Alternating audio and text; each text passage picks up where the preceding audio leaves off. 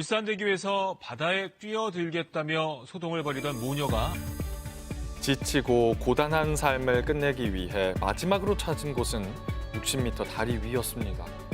죽음의 경계에서 그들을 끌어올린 건 바로 급파된 위기협상 요원. 삶과 죽음의 경계에 선 사람들에게 삶을 설득하라. 강연 인생 영교시 위기협상 전문가 홍은주 교수와 함께합니다. 네, 홍은주 교수 소개하겠습니다. 안녕하세요. 안녕하세요. 반갑습니다. 시청자분들께 네. 인사 부탁드립니다. 예, 반갑습니다. 저는 경찰수사연수원에서 위기협상요원을 양성하고 있는 홍은주라고 합니다. 반갑습니다. 위기협상. 네, 반갑습니다. 네. 위기협상. 나 영화에서 많이 봤어. 네. 영화에서. 소소한 멋있게. 개념인데 정확히 어떤 일이에요? 예, 위기협상이라는 것은 어떤 고도위험 자살 상황이나 이런 인질 상황에서 그런 스와트 무력적인 진압이 아닌 언어적인 대화, 그러니까 대화나 어떤 협상의 전략을 활용해서 상황을 안정화시키고 평화롭게 해결하는 역할을 하고 있습니다. 네, 그러니까 이제 뭐 영화에서도 많은 분들 보셨을 테고 실제로 또 다루셨던 사건들이 많으실 텐데 어떤 사건들을 다루셨나요? 네, 제가 이제 여러 사건에 이렇게 출동을 했었지만 조금 전에 보여드렸던 그 울산대교 사건 때는 예. 헬기를 타고 이제 이동을 하면서 이제 시간이 걸리니까 SNS로 현장에 있는 협상팀을 지원을 했었고요. 네. 그리고 또 작년에 그 대전에서 여성 인질극 그 납치 인질극 사건이 있었습니다. 네. 그때도 이제 피해자와 인질범의 어떤 대화에서 그 상황을 자극하지 않도록 하는 그런 역할에 투입이 되었습니다. 예. 형사로서 지금 쭉 네, 형사 생활을 계속 했었고요. 이제 하면서 협상요원으로 활동을 하다가 지금 이제 협상요원을 양성하는 이제 교육기관에서 근무를 하고 있습니다. 몇 마디 안 나눴는데 그렇게 네. 마음이 편해지지? 네, 근데 진짜 궁금한 게 실제로 이런 일이 빈번하게 일어날까 그러니까. 네. 많지 않을 것 같기도 하고요. 협상해야 되는 상황. 네. 협상 요원들이 현장에 이렇게 출동하는 이제 그런 기회들이 조금 더 많아지고 지금 빈번하게 발생을 하고 그래요? 있는 상황입니다. 예. 네. 지금 올해 자살 시도 그 신고 접수가 한 300여 건 정도. 월 평균이요? 예. 아, 아니요. 올해 걸로. 예, 월 평균 2020년. 네. 2020년. 예. 300건 정도 있었는데요.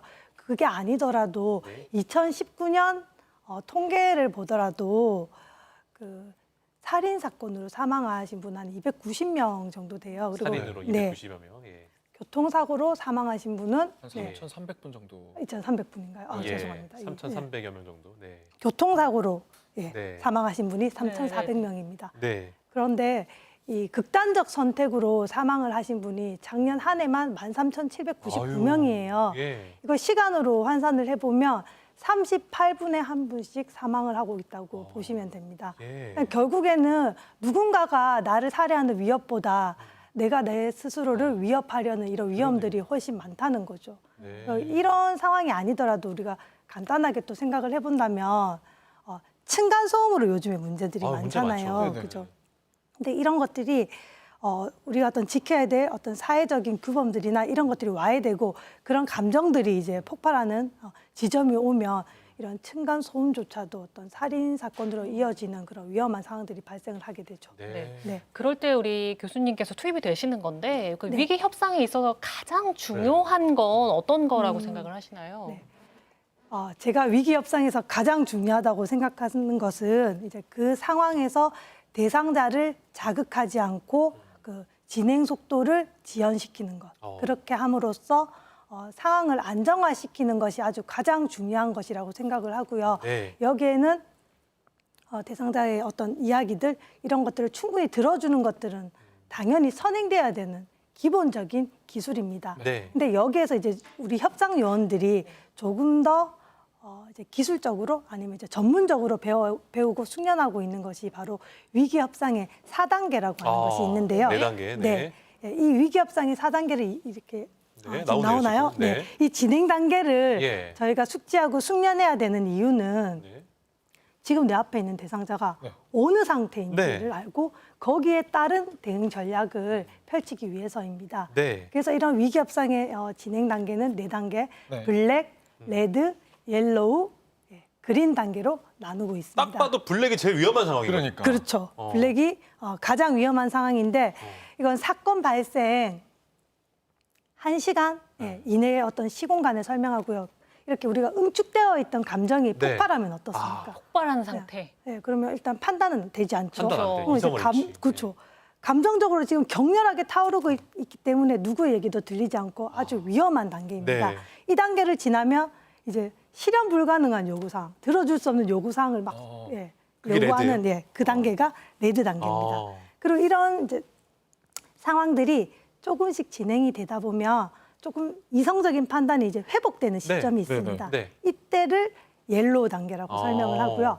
이제 이런 단계들이 긍정적으로 진행되다 보면 이제 어느 순간에 대상자가 포기하고 싶은 마음이 드는 이런 단계가 아, 들어옵니다. 네. 그것을 그린 단계라고 설명하고 있습니다. 그렇군. 네 단계구나. 그러면 네네. 이게 좀 위기 협상이라는 단어가 조금 어려운 단어라서 네.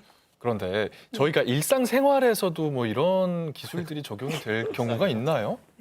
아주 그러니까 위기 협상 요원들이 이제 활동하는 단계는 너무 이제 삶에서 끝 지점이라고 할 수 네네. 있겠지만 이것을 잘 컨버팅을 한다면 네. 일상생활에서도 충분히 활용이 가능한데요. 네. 어떤 네. 기본적인 대화의 기법에 더해서 네. 만약에 제가 질문을 만약에 한다면 네, 네. 질문을. 제가 오늘 강성규 아나운서께 질문을 네. 딱 드리려고 했는데 질문. 네.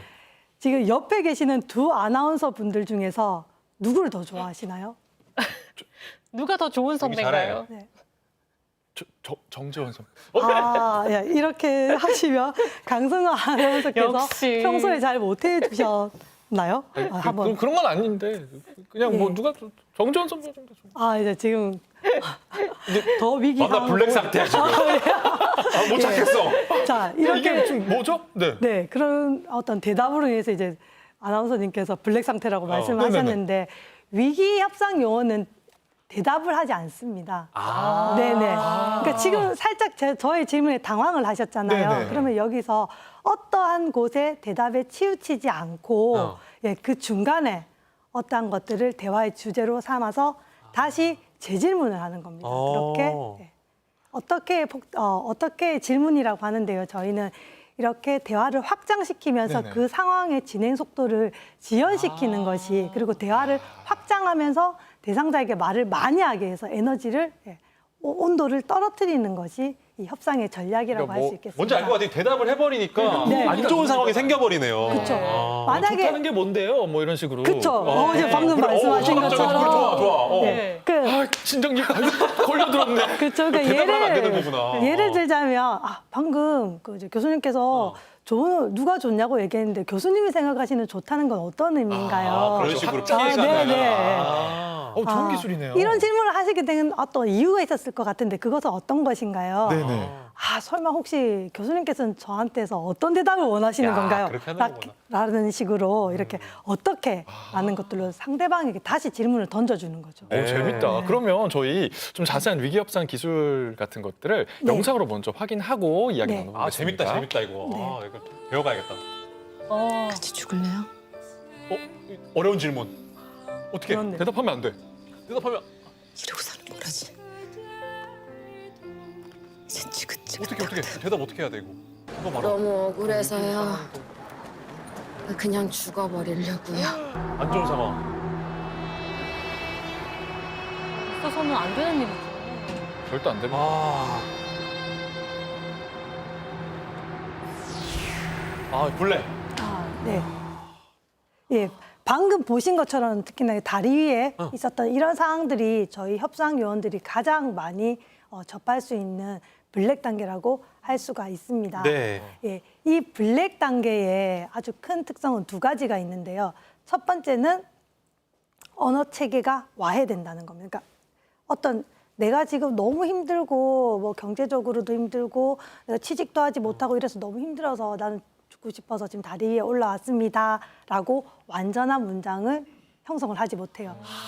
그러니까 협상 요원이 처음에 딱 갔을 때 저희는 이제 위기자라고 말씀을 드리는데 그 위기자분을 만났을 때 어떤 질문을 하면 이런 문제가 대답이 나오는 것이 아니라 단어로 얘기합니다. 꺼져, 필요 없어, 죽이는가 이런 것들이죠. 언어가 마비되는 거구나. 그렇죠. 감정이 폭발했기 때문에 이성적인 판단이 되지 않잖아요. 그렇기 때문에 이런 단어로밖에 얘기를 못하는 특성들이 있고요. 네. 자, 두 번째로 또 아주 중요한 특성인데 이것은 통각, 그러니까 아픈 걸 느끼지 못하는 거죠.